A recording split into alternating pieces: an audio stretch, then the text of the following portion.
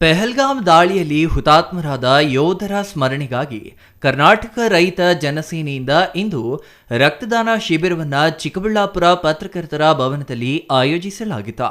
ದೇಶಕ್ಕಾಗಿ ಪ್ರಾಣತ್ಯಾಗ ಮಾಡಿದ ಹುತಾತ್ಮ ಯೋಧರ ಆತ್ಮಕ್ಕೆ ಶಾಂತಿ ಸಿಗಲಿ ಎಂದು 1 ನಿಮಿಷ ಮೌನಾಚರಣೆ ಮಾಡಿ ಹುತಾತ್ಮ ಯೋಧರಿಗೆ ಪುಷ್ಪನಮನ ಸಲ್ಲಿಸುವ ಮೂಲಕ ಕರ್ನಾಟಕ ರೈತ ಜನಸೇನಾ ಜಿಲ್ಲಾ ಅಧ್ಯಕ್ಷೆ ಸುಷ್ಮಾ ಶ್ರೀನಿವಾಸ್ ರಕ್ತದಾನ ಶಿಬಿರಕ್ಕೆ ಚಾಲನೆ ನೀಡಿದರು. ದೇಶಕ್ಕಾಗಿ ಸೇವೆ ಸಲ್ಲಿಸಿ ನಿವೃತ್ತರಾದ ಹಾಗೂ ಕರ್ತವ್ಯ ನಿರತ ಯೋಧರನ್ನ ಕರೆಸಿ ಪುಷ್ಪ ಮಳೆಯಿಂದ ಸನ್ಮಾನ ಮಾಡಿದ್ದು ವಿಶೇಷವಾಗಿತ್ತು. ರಕ್ತದಾನ ಶಿಬಿರದಲ್ಲಿ 85 ಯೂನಿಟ್ ರಕ್ತ ಶೇಖರಣೆ ಮಾಡಲಾಗಿದೆ. ದೇಶದಲ್ಲಿ ಹುಟ್ಟಿ ನಮ್ಮ ದೇಶಕ್ಕಾಗಿ ಏನಾದರೂ ಒಂದು ಕೊಡುಗೆ ನೀಡಬೇಕು. ಗಡಿಯಲ್ಲಿ ದೇಶಕ್ಕಾಗಿ ಯಾವ ರೀತಿ ಯೋಧರು ಸೇವೆ ಸಲ್ಲಿಸುತ್ತಿದ್ದಾರೆ ಎಂದು ಕರ್ತವ್ಯ ನಿರತ ಯೋಧ ನಟರಾಜು ಕಾರ್ಯಕ್ರಮಕ್ಕೆ ಬಂದಿದ್ದ ಜನರಿಗೆ ಹಾಗೂ ವಿದ್ಯಾರ್ಥಿಗಳಿಗೆ ಮನದಾಳದ ಮಾತನ್ನ ಹಂಚಿಕೊಂಡ್ರು. ಒಂದು ಪ್ರದೇಶದ ಜನರ ಸರ್ವಾಂಗೀಣ ಅಭಿವೃದ್ಧಿಗೆ ಆರೋಗ್ಯ ಅತ್ಯಂತ ಅವಶ್ಯಕವಾಗಿದೆ. ಪ್ರತಿಯೊಬ್ಬರೂ ಆರೋಗ್ಯದ ಬಗ್ಗೆ ಸೂಕ್ತ ಕಾಳಜಿ ವಹಿಸಬೇಕು. ಹಲವು ರೋಗಗಳನ್ನ ಪ್ರಾರಂಭದಲ್ಲಿಯೇ ಗುರುತಿಸಿದ್ರೆ ಅವುಗಳನ್ನ ಗುಣಪಡಿಸಿಕೊಳ್ಳಬಹುದು ಎಂದರು. ನಾವಿಲ್ಲಿ ಇದ್ದು ಇರಬೇಕಂತಂದ್ರೆ ಚೆನ್ನಾಗಿ ಆರಾಮಾಗಿರ್ಬೇಕಂತಂದ್ರೆ ನಾವು ಬಾರ್ಡರ್ಲಿ ಡ್ಯೂಟಿ ಮಾಡ್ತಾ ಇರೋಂಥದ್ದು ಬಹಳ ಇಂಪಾರ್ಟೆಂಟ್. ನಾವು ಏನಿಲ್ಲ ಅಂತಂದ್ರೆ -5 to -3 ಡಿಗ್ರಿಯಲ್ಲಿ ಡ್ಯೂಟಿ ಮಾಡ್ತೀವಿ. ಚೈನಾ ಬಾರ್ಡರ್ಲಿ ಏನಿದೆ ಅಲ್ಲಿ ಎಲ್ಲ ಮುಂಚೆಗಟ್ಟೆಯಿಂದಲೇ ಕವರ್ ಆಗಿರುತ್ತೆ. ನಮ್ಮ ಯೂನಿಟ್ನಿಂದ ಬಾರ್ಡರ್ಗೆ ಹೋಗ್ಬೇಕಂದ್ರೆ 5 days ಆಗುತ್ತೆ. ಯೂನಿಟ್ನಿಂದ ಇಲ್ಲಿಗೆ ಬರಬೇಕಂದ್ರೆ 2 ಇಂದ 3 days ಆಗುತ್ತೆ. ಅಲ್ಲಿ ಇದರಲ್ಲಿ ಬರ್ಫಲ್ಲಿ ಮಂಜುಗಡ್ಡೆಯಲ್ಲಿ ಇಷ್ಟೊಂದು ಆಸಾನಾಗಿ ಡ್ಯೂಟಿ ಮಾಡೋಕ್ಕಾಗೋದಿಲ್ಲ. ಒಂದು ಕೋಳಿ ಮೊಟ್ಟೆಯನ್ನು ಹೊಡಿಬೇಕಂತಂದರೆ ಒಂದು ಬಿಸಿನೀರಲ್ಲಿ ಹಾಕ್ಬಿಟ್ಟು ಬಾಯ್ಲ್ ಮಾಡಬೇಕಾಗುತ್ತೆ. ಬಾಯ್ಲ್ ಮಾಡಿಬಿಟ್ಟು ತಿರುಗಿ ಮತ್ತೆ ಅದನ್ನು ಹೊಡಿಬೇಕಾಗುತ್ತೆ. ಅಂದರೆ ಅಷ್ಟೊಂದು -5 ಇರುತ್ತೆ. ಒಂದು ಈರುಳ್ಳಿ ಕಟ್ ಮಾಡಬೇಕಂದ್ರೆ ಈರುಳ್ಳಿಯಲ್ಲಿ ಕೂಡ ಒಂದು ನೀರಿನಂಶ ಇರುತ್ತಲ್ಲ, ಅದು ಕೂಡ ಬರ್ಫ್ ಆಗೋಗಿರುತ್ತೆ. ಅಲ್ಲಿ ಊಟದ ವ್ಯವಸ್ಥೆ ನಮಗೆ ಎಲ್ಲನೂ ತಿಂದು ಐಟಮ್ ಬರುತ್ತೆ. ಕರ್ನಾಟಕ ರೈತ ಜನಸೇನಾ ವತಿಯಿಂದ ಹುತಾತ್ಮರಾದ ಯೋಧರ ಒಂದು ನೆನಪಿನಲ್ಲಿ ಇವತ್ತು ರಕ್ತದಾನ ಶಿಬಿರವನ್ನು ನಾವು ನಮ್ಮ ಸಂಘಟನೆಯಿಂದ ಹಮ್ಮಿಕೊಂಡಿದ್ದೇವೆ. ಅದೇ ರೀತಿ ಇವತ್ತು ಯೋಧರಿಗೆ ಸನ್ಮಾನ ಕಾರ್ಯಕ್ರಮ ಇತ್ತು. ನಾವು ಎಷ್ಟು ಮಾಡಿದ್ರೂ ಯೋಧರ ಋಣವನ್ನು ತೀರಿಸಿಕೊಳ್ಳಿಕ್ಕೆ ಆಗೋದಿಲ್ಲ. ಹಾಗಾಗಿ ನಮ್ಮದೆಲ್ಲೋ ಒಂದು ಅಳಿಲು ಸೇವೆ ಇವತ್ತಿನ ದಿನ ಆಗಿದೆ. ಮುಂದಿನ ದಿನಗಳಲ್ಲಿ ಸಾಕಷ್ಟು ಕಾರ್ಯಕ್ರಮಗಳು ಮಾಡೋದಿದೆ. ಎಲ್ಲರಿಗೂ ಹೇಳೋದೊಂದೇ, ತಂದೆ ತಾಯಿಗೆ ಒಳ್ಳೆಯ ಮಕ್ಕಳಾಗಿ ಸಪ್ರಜೆಯಾಗಿ ಬದುಕಿ ಒಳ್ಳೆ ದಾರಿಯಲ್ಲಿ ಹೋಗಿ ಚಿಕ್ಕ ವಯಸ್ಸಿನಲ್ಲಿ ಬೇಡದ ಒಂದು ಆಶಯಗಳಿಗೆಲ್ಲ ಗಮನವನ್ನು ಕೊಟ್ಟು ನಿಮ್ಮ ಜೀವನಗಳನ್ನ ಹಾಳು ಮಾಡ್ಕೋಬೇಡಿ ಅಂತ ಹೇಳಲಿಕ್ಕೆ ಇಷ್ಟಪಡ್ತೀನಿ.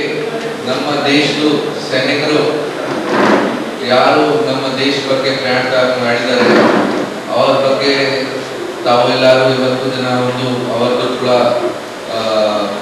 ಅವರದ್ದು ಮೆಮೊರಿಯಲ್ಲಿ ಒಂದು ಪ್ರೋಗ್ರಾಮ್ ಇವತ್ತು ಆಗ್ತಾ ಇದೆ. ಅವರದ್ದು ಕಾಂಟ್ರಿಬ್ಯೂಷನ್ ನಮ್ಮ ದೇಶದ ಸೆಕ್ಯೂರಿಟಿ ಬಗ್ಗೆ, ನಮ್ಮ ದೇಶದ ರಕ್ಷಣೆ ಬಗ್ಗೆ ತುಂಬ ದೊಡ್ಡದು ಇದೆ.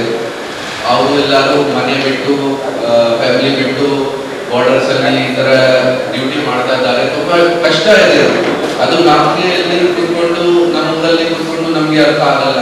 ಬಟ್ ಅವರು ಎಲ್ಲರೂ ಬಾರ್ಡರಲ್ಲಿ ಈ ಥರ ಕೆಲಸ ಮಾಡ್ತಾರೆ. ಮತ್ತೆ ಹೇಗೆ ಥರದ ಕಂಡೀಷನ್ಸ್ ಇದೆ ಅದು ನಮಗೆ ಗೊತ್ತಾಗಿಲ್ಲ. ಕಾಶ್ಮೀರಲ್ಲಿ, ಹಿಮಾಲಯಲ್ಲಿ, ಸಿಯಾಚಿನ್ ಗ್ಲೇಷಿಯರ್ ಅಲ್ಲಿ ಏನು ಫುಲ್ ಐಸ್ ಇದೆ, ಎಲ್ಲ ಕಡೆ ಐಸ್ ಇದೆ. ಏನು ಯಾಕಂದ್ರೆ ನಾವು ಫೋರ್ಸ್ನವ್ರನ್ನ ಸ್ವಲ್ಪ ಗುರುತಿಸೋದು ಸ್ವಲ್ಪ ಕಡಿಮೆ. ಸರ್ವಿಸ್ ಮಾಡಿದಾಗ ನಾವು ಸರ್ವಿಸ್ ಮಾಡಿ ಬಂದ್ಬಿಡ್ತೀವಿ. ಬಂದಾಗ ಅಂತ ನಾವು ಗುರುತಿಸಿ ಈ ಕಾರ್ಯಕ್ರಮ ಹಮ್ಮಿಕೊಂಡಿದ್ದಾರೆ. ತುಂಬ ಸಂತೋಷ ವಿಷಯ. ಮತ್ತು ಇಲ್ಲಿ ವಿದ್ಯಾರ್ಥಿನಿಯರು ಬಂದು ರಕ್ತದಾನ ಮಾಡ್ತಾ ಇದ್ದಾರೆ. ಅದು ತುಂಬ ವಿಶೇಷ. ಇದು ಮಾಡ್ತಿರೋದು ರಕ್ತದಾನ ಅಲ್ಲ, ಜೀವದಾನ. ನಮ್ಮ ಸರ್ ಹೇಳಿದಂಗೆ ರಕ್ತದಾನ ಒಬ್ಬರೇ ಮಾಡ್ತಿಲ್ಲ, ಅವರು ಜೀವದಾನ ಮಾಡ್ತಿದ್ದಾರೆ. ಇದೇ ಥರ ಉತ್ಸುಕತೆಯಿಂದ ಮುಂದೆನೂ ತಾವುಗಳೆಲ್ಲ ಬಂದು ರಕ್ತದಾನ ಮಾಡೋದ್ರಲ್ಲಿ ಏನು ತಪ್ಪಿಲ್ಲ ಸರ್. ಅದರಲ್ಲಿ ನಿಮ್ಮ ಆರೋಗ್ಯ ಉತ್ತಮವಾಗಿರುತ್ತೆ ಹೊರತು ಕೆಟ್ಟೋಗಲ್ಲ. ರಕ್ತದಾನ ಮಾಡೋದ್ರಿಂದ ಕೆಟ್ಟೋಗೋದಿದೆ. ನಾವು ರಕ್ತದಾನ ತುಂಬ ಕಡೆ ಮಾಡಿದ್ದೇವೆ, ಮಾಡ್ತಾನೆ ಇದ್ದೇವೆ ಇವಾಗ. ಮತ್ತು ಈ ಕಾರ್ಯಕ್ರಮದ ಮುಖ್ಯ ಉದ್ದೇಶವೇ ರಕ್ತದಾನ ಶಿಬಿರ. ಅದರಲ್ಲಿ ನಮ್ಮ ಕಳ್ಕೊಂಡ ಯೋಧರ ಬಗ್ಗೆ ಒಂದೆರಡು ಮಾತು ಅವರಿಗೆ ಒಂದು ಶ್ರದ್ಧಾಂಜಲಿ ಅರ್ಪಿಸಿ 2 ನಿಮಿಷ ಮೌನ ಆಚರಣೆ ಮಾಡಿದ್ದು, ಪ್ಲಸ್ ನಾವು 3 ಜನರನ್ನು ಕರೆದು ಯೋಧರನ್ನು ಕರೆದು ಸನ್ಮಾನ ಮಾಡಿದ ಈ ಜನಸೇನಾ, ಕರ್ನಾಟಕ ಜನಸೇನಾ ಸಂಘದ ಪ್ರತಿಯೊಬ್ಬ 3 ಜನ ಸೈನಿಕರು ಮಾತಾಡಿದ್ರು. ನಮ್ಮಂಗೆ ನಾಜೂಕಾಗಿ ಮಾತಾಡಕ್ ಬರಲ್ಲ ಅವ್ರಿಗೆ. ಅವ್ರಿಗೇನಿದ್ರು ಗುಂಡು ಹೊಡೆದು ಇಲ್ಲ ಗುಂಡಿಗೆ ಎದೆಯೊಡ್ಡಿ ಅಭ್ಯಾಸ ಬಿಟ್ರೆ ನಮ್ಮಂಗೆ ನಾಜೂಕಾಗಿ ಮಾತಾಡಕ್ ಬರಲ್ಲ. ಜೊತೆಗೆ ಅದನ್ನು ನಾನು ಅಬ್ಸರ್ವ್ ಮಾಡ್ತಾ ಇದ್ದೆ, ಗಲ್ತಿ ಹೋ ಜಾತಾ ಹೈ ಬರ್ಫ್ ಅಂತ. ಬರ್ಫ್ ಎಷ್ಟು ಜನ ಗೊತ್ತಿದೆಯೋ ಗೊತ್ತಿಲ್ಲ, ಮಂಜು. ಅವ್ರು ಹೇಳ್ತಾ ಇದ್ದಿದ್ದು ಪ್ರತಿಯೊಂದು ಮಂಜು ಆಗ್ಬಿಡುತ್ತೆ ಅಂತ. ನಾವೇನೋ ಒಂದು ಈವನ್ ನಮ್ಮ ಮೂಗಲ್ ಸುರಿಯೋ ಗೊಂಡೆ ಕೂಡ ಮಂಜು ಆಗ್ಬಿಡುತ್ತೆ ಅಂತ. ಅದನ್ನ ಅವ್ರು ಹೇಳ್ತಾ ಇದ್ದು. ಅಂತಹ ಒಂದು ಕ್ಲಿಷ್ಟವಾದ ಪರಿಸ್ಥಿತಿಯಲ್ಲಿ ನಾವೇನ್ ಅನ್ಕೊಂತೀವಿ, ಸೈನಿಕರು ಅಲ್ಲೆಲ್ಲ ಇರ್ತಾರೆ, ಆರಾಮಾಗಿರ್ತಾರೆ, ಯುದ್ಧ ಬಂದಾಗ ಮಾತ್ರ ಯಾವಾಗೋ ಒಬ್ಬರು ಒಂದ್ಸಲ ಯುದ್ಧ ಸಿಗುತ್ತೆ ಅಲ್ಲ, ಪ್ರತಿ ದಿನನೂ ಅವರ ಜೀವನ ಯುದ್ಧನೇ. Thoudanahalli Ramesh, CTV news, Chikkaballapur.